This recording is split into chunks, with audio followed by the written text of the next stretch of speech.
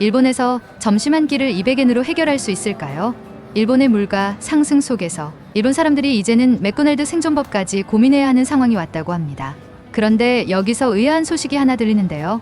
바로 도쿄 한복판에서도 맥도날드를 어디에서 사느냐에 따라 같은 메뉴인데도 매장마다 가격이 다르다고 합니다. 점심시간이 되자 직장인들이 몰려드는 도쿄 신바시의 한 맥도날드의 점포입니다. 그런데 매장 안에서 들리는 것은 일본 사람들의 깊은 한숨입니다. 아니, 얼마 전에 올랐단 것 같은데 또 올랐다고요? 진짜 부담되네요. 맥도날드도 점점 비싸지니까 자주 오던 곳이었는데 이제는 덜 오게 될 것 같아요. 점심을 해결하기 위해 어디로 가야 할까요? 다른 체인점들도 다 올리니 어쩔 수 없죠. 최근 일본의 맥도날드가 일부 메뉴 가격을 올렸습니다. 단품 메뉴가 10엔에서 30엔씩 인상되었고 햄버거도 치즈버거도 부담이 더 커졌어요. 그러니 손님들의 반응이 싸늘할 수밖에 없습니다.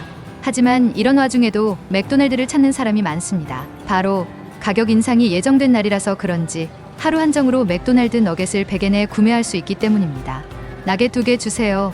원래 잘 안 먹던 거지만 100엔이라서 샀어요. 2개 사도 200엔이니까 이걸로 점심 해결하려고요.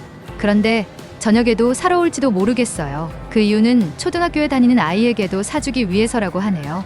한편 같은 맥도날드인데 이 매장의 맥도날드 햄버거의 가격이 더 비쌉니다. 도쿄 도심 매장은 도시형 가격이 적용돼 같은 메뉴라도 더 비싼데요. 예를 들어 더블 치즈버거는 다른 일반적인 매장보다 무려 50엔이나 비쌉니다. 인상전 가격과 비교하면 70엔 차이가 나는 것이죠. 싸게 먹고 싶지만 뭐 어쩔 수 없죠. 매장마다 가격이 다르다는 것을 모르는 손님들도 많다고 합니다. 걸어서 10분 정도 거리의 다른 매장이 더 저렴할 수도 있는 것이죠. 실제로 이렇게 조금 걸어서 일반 매장에 가서 돈을 아끼며 맥도날드를 즐기는 일본의 서민들도 있다고 하네요. 어쨌든 물가 상승이 계속되는 일본이었습니다. 두 번째 소식입니다. 2025년 4월 일본에서 열리는 대망의 오사카 간사이 박람회가 개막까지 단 한 달을 남겨두고 있습니다. 세계적인 행사인 만큼 준비는 막바지에 접어들었지만 관람객 확보라는 최대 과제를 두고 여전히 고심 중이라고 합니다. 박람회 협회는 보다 많은 방문객을 유치하기 위해 총력을 기울이고 있지만 과연 목표를 달성할 수 있을까요? 이번 오사카 간사이 박람회의 주제는 생명 빛나는 미래 사회의 디자인입니다. 세계 158개국이 참가하며 일본 오사카 고노하나구에 위치한 인공섬 유메시마에서 4월 13일부터 무려 6개월간 진행됩니다. 이 박람회에서 가장 화제가 되고 있는 건축물은 바로 세계 최대 규모의 목조 건축물 대지붕등입니다.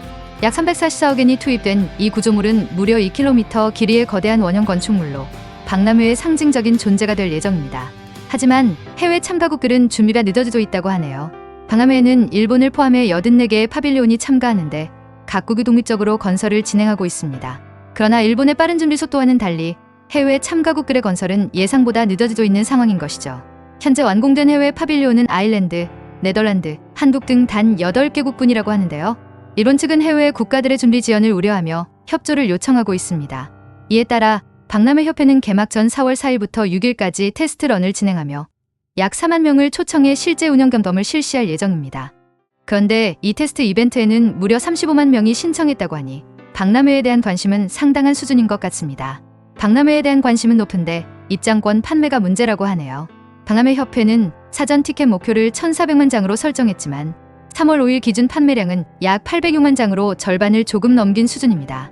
특히 기업 고객 위주로 구매하고 있으며 일반 관람객의 구매율이 저조하다고 합니다.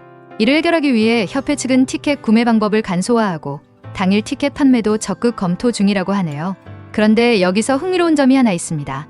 2005년 나고야 박람회 당시 총 방문객 수는 2,200만 명이었으며 일본 내에서 큰 성공을 거두었던 경험이 있었던 것인데요. 과연 이번 오사카 박람회에도 지난번과 같은 큰 성공을 거둘 수 있을까요?